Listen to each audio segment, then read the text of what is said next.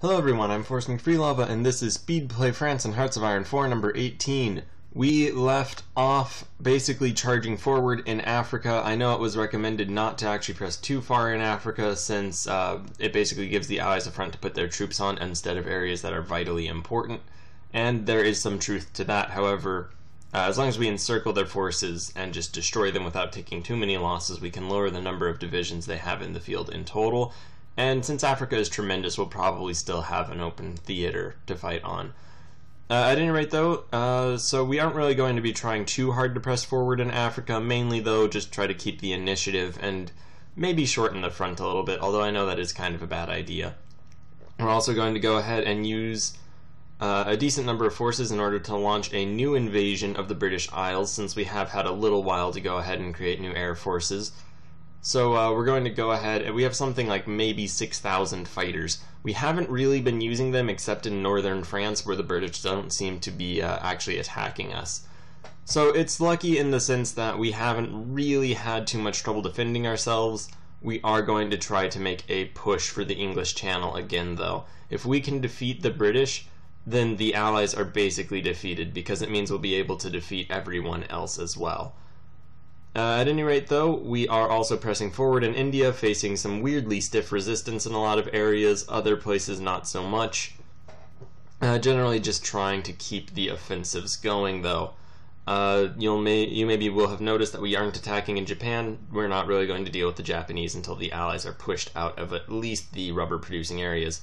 We do advance throughout Africa, and we're going to try to cut off and destroy some Allied forces. Ideally, if we keep the front lines, not in India, in places like India, we're going to be trying to just advance and conquer India. But in places like Africa, if we can just keep the front line roughly the same size, but destroy Allied divisions in the process, then they're going to have to bring more divisions to come and fill those gaps, hopefully taking those from vital and strategic areas. Another concern is that if we focus too much on more important areas while ignoring Africa and pulling forces from Africa, since we don't control the navies or, well, the seas or the skies, they could just transfer troops out of Africa to more important theaters. So we may as well destroy them while we have easy access to them. Alright, so all of those things said and done, we are going to go ahead and prepare this naval invasion and really just hope for the best on it. If we can just get naval superiority for long enough to press on through, then we might be able to defeat the British. We are also just not really advancing too greatly in Africa, although we are cutting off and encircling some groups, which is the main goal of that offensive, and really just our actions in that area. In India, we're still advancing in some areas. We are not advancing too well or too quickly. In other areas, though, we are advancing pretty rapidly and just very successfully, which is pretty great news. So we are also declaring war on Yemen. We've already conquered Oman. We unfortunately do not win that battle, however we circle around. And yeah, generally just try to keep the initiative rolling up against the Allies.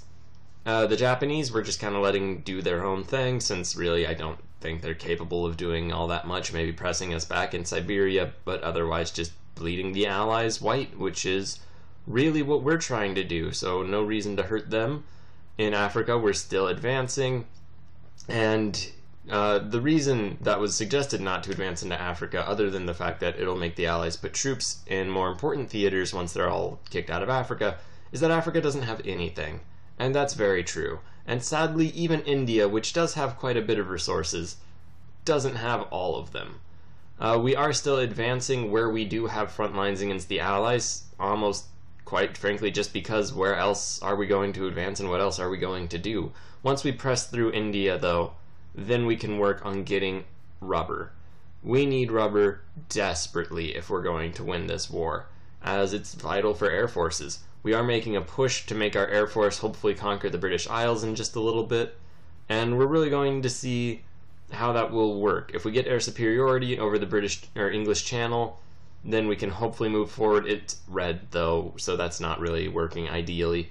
We'll still press through India, though. That's actually working fairly well. We are pushing them considerably.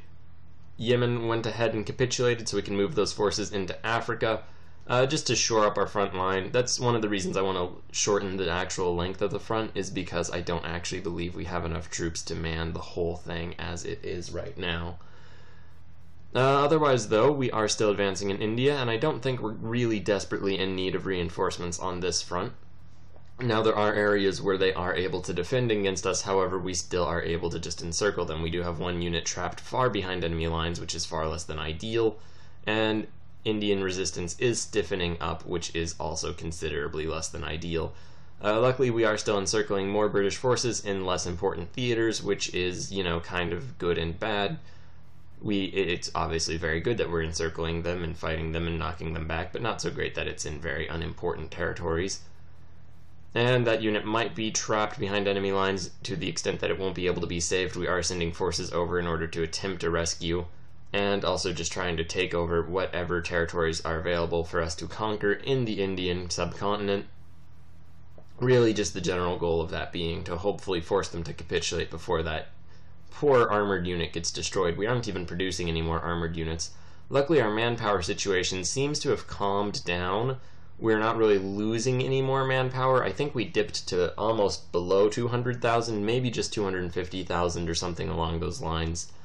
At any rate, it's been a bit of a concern. Although now, since we aren't really producing as many units, it seems to have cooled off, and we aren't losing too many people too rapidly.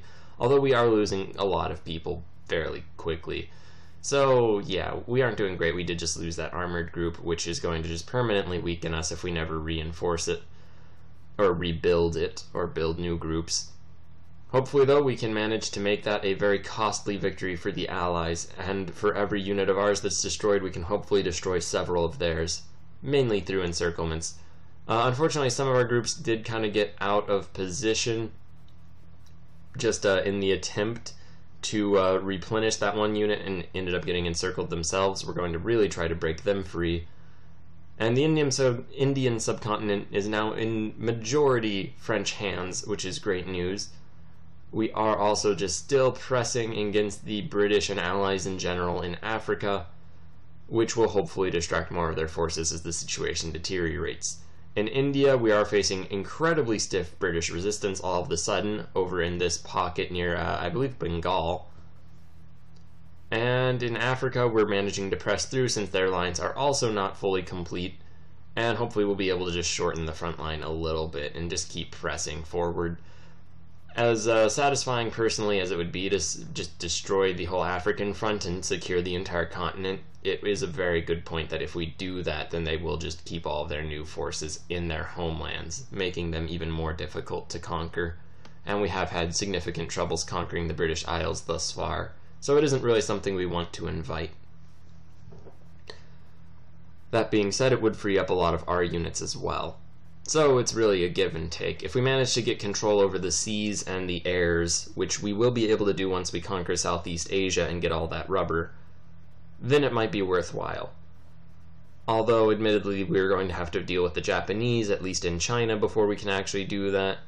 So we're really going to be dealing with quite a bit of difficulties and quite a bit of issues before it would really be feasible or sensible for us to conquer Africa. And admittedly, bringing those troops from Africa would aid us in conquests of Japanese China.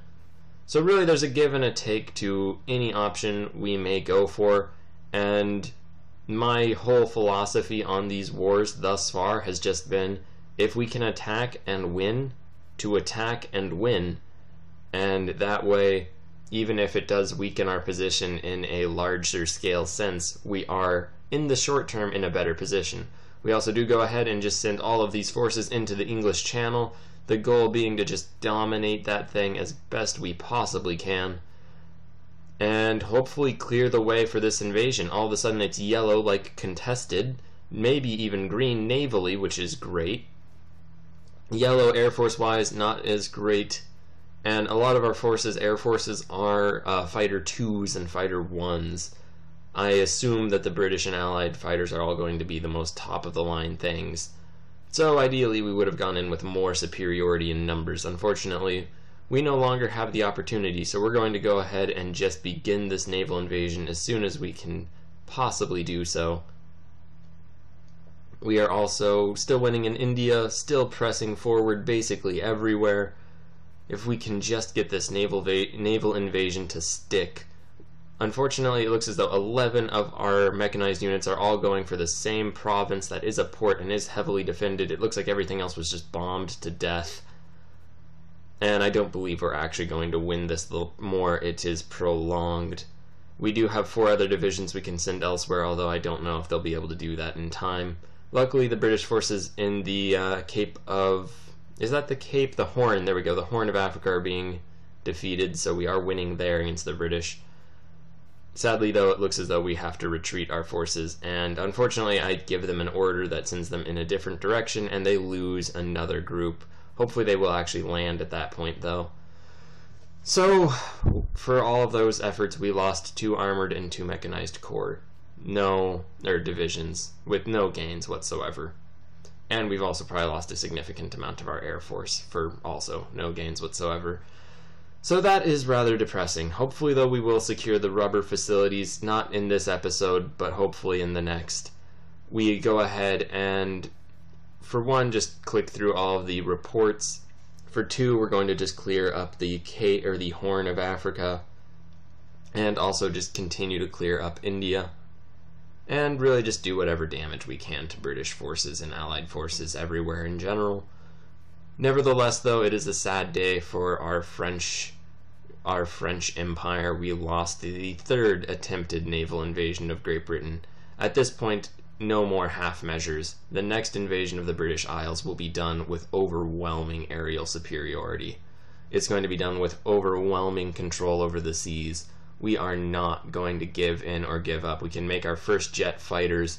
We're going to go ahead and switch out a decent amount of our aircraft production to jet fighter 1s. Now, it does seem as though they are, in some ways, such as air agility, worse than fighter 3s, so we're not going to get rid of all of our fighter 3 production. Hopefully, by making that turn and eventually getting all of the rubber that we'll need, we'll be able to bring these new, well, I guess remaining forces into hopefully a successful invasion of the British Isles. We're also going to just keep destroying their forces everywhere else in the world, and not just in petty vengeance, but also so that they just have less forces with which to contest us. And meanwhile, we're still driving towards those Southeast Asian rubber fields or rubber plantations, whatever they are, just driving forward, hopefully getting the British Raj to capitulate so that we can gain all of these resources. Not that we really need any resources other than rubber at this point, and really not that we can even trade them. And there we go, the British Raj has capitulated. We'll end this episode here. You'll notice the Japanese front is absorbing more of our men than theirs. Meanwhile, though, we are still devastating the Allies, bringing their total casualties over 5 million to our 580,000, although our KD ratio is dropping as we're no longer launching major offensives, but instead fighting more or less province to province. Thank you very much for watching. Please like, share, and subscribe. The war continues tomorrow.